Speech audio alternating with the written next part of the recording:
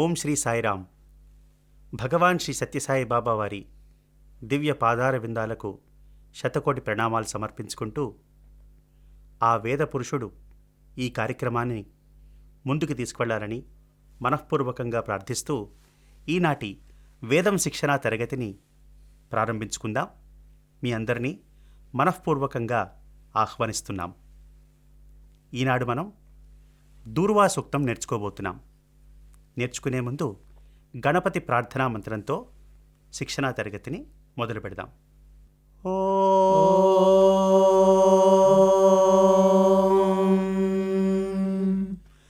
గణానాన్త్వా గణపతిగుం హవామహే కవిం కవీనాముపమశ్రవస్తమం జ్యేష్ఠరాజం బ్రహ్మణాం బ్రహ్మణస్పత ఆనః శృణ్వన్నోతిభిः सीदसादनम् प्रणो देवी सरस्वती वाजेभिर्वाजिनीवती धीनामवित्रयवतु गणेशाय नमः सरस्वत्यै नमः श्रीगुरुभ्यो नमः హరి ఓం.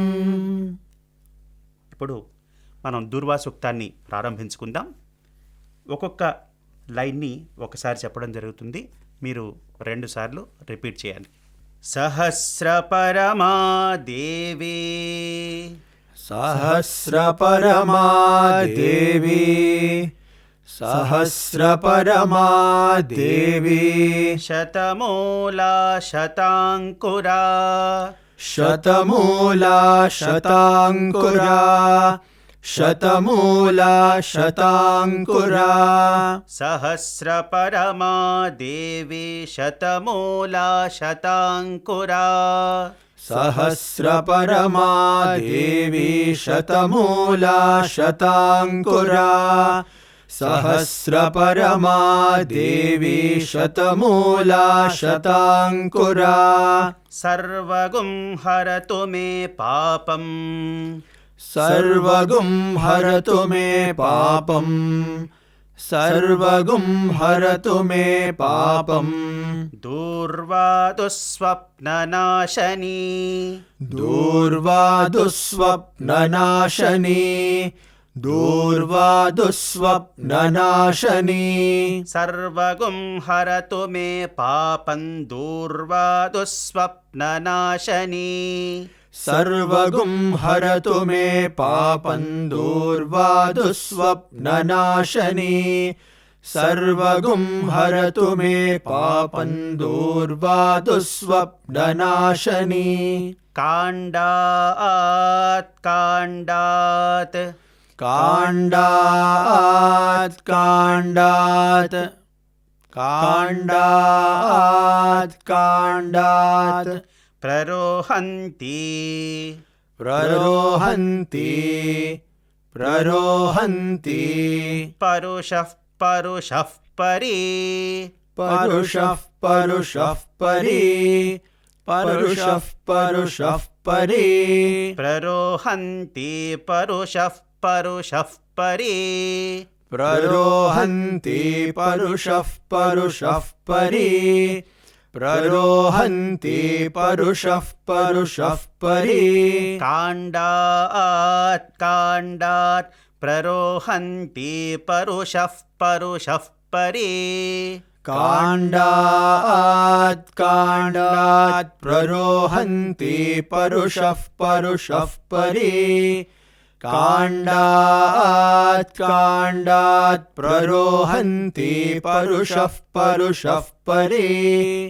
ఇక్కడ వరకు సహస్రపరమాదేవి నుంచి కాండాత్ కాండాత్ ప్రరోహంతి అక్కడ వరకు మనం ఒకసారి రిపీట్ చేసుకుందాం. సహస్రపరమా దేవి శతమూలా శతాంకురా సర్వగుం హరతు మే పాపం దూర్వా దుస్వప్ననాశనీ కాండాత్ కాండాత్ ప్రరోహంతి పరుషః పరుషః Pari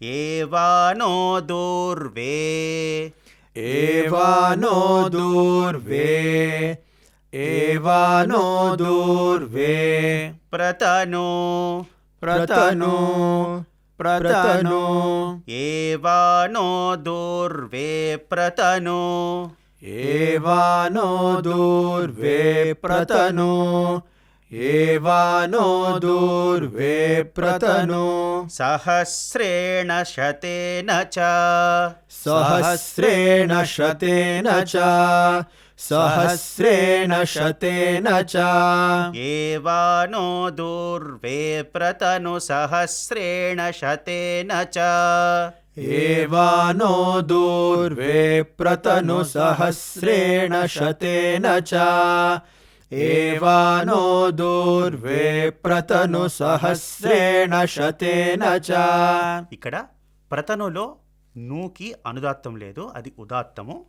so it is ప్రతను प्रतनु प्रतनु Durve प्रतनु सहस्रेण Durve प्रतनु सहस्रेण Durve प्रतनु सहस्रेण एवानो Durve प्रतनु सहस्रेण शतेन च एवानो दूर्वे प्रतनु सहस्रेण शतेन च एवानो दूर्वे प्रतनु सहस्रेण शतेन च या शतेन या शतेन या शतेन प्रतनोषि प्रतनोषि प्रतनोषि या शतेन प्रतनोषि या शतेन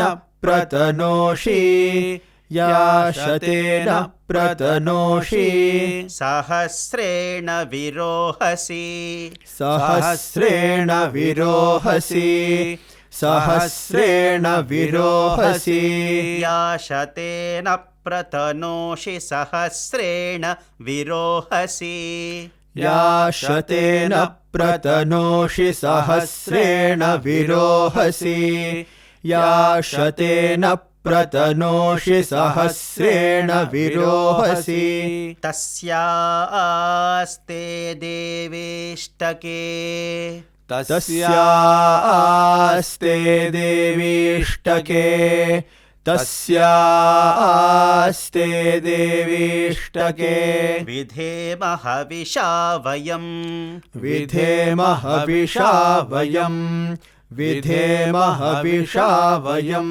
तस्यास्ते देवेष्टके विधेम हविषा वयम् तस्यास्ते देवीष्टके विधेम हविषा वयम् तस्यास्ते देवीष्टके विधेम हविषा वयम् अश्वक्रान्ते रथक्रान्ते अश्वक्रान्ते रथक्रान्ते अश्वक्रान्ते रथक्रान्ते विष्णुक्रान्ते वसुन्धरा विष्णुक्रान्ते वसुन्धरा विष्णुक्रान्ते वसुन्धरा अश्वक्रान्ते रथक्रान्ते विष्णुक्रान्ते वसुन्धरा अश्वक्रान्ते रथक्रान्ते विष्णुक्रान्ते वसुन्धरा अश्वक्रान्ते रथक्रान्ते विष्णुक्रान्ते वसुन्धरा शिरसा धारयिष्यामि शिरसा धारयिष्यामि शिरसा धारयिष्यामि रक्षस्व मां पदे पदे रक्षस्व मां पदे पदे रक्षस्व मां पदे पदे शिरसा धारयिष्यामि रक्षस्व मां पदे पदे शिरसा धारयिष्यामि रक्षस्व मां पदे पदे शिरसा धारयिष्यामि रक्षस्व मां पदे पदे ఏవానో దూర్వే అక్కడి నుంచి ఇక్కడి వరకు మనం మొత్తం కలిపి ఒకసారి చెప్పుకుందాము. ఏవానో దూర్వే ప్రతను సహస్రేణ శతేన చ యా శతేన ప్రతనోషి సహస్రేణ విరోహసి తస్యాస్తే దేవీష్టకే విధేమ హవిషా వయం అశ్వక్రాంతే రథక్రాంతే విష్ణుక్రాంతే వసుంధరా శిరసా ధారయిష్యామి రక్షస్వ మాం పదే పదే. ఇప్పుడు మనం ఈ మొత్తం దూర్వాసూక్త మంత్రాన్ని ఒకసారి కలిపి చదువుకుందాం. శృతిని కొద్దిగా పెంచుకుందాం.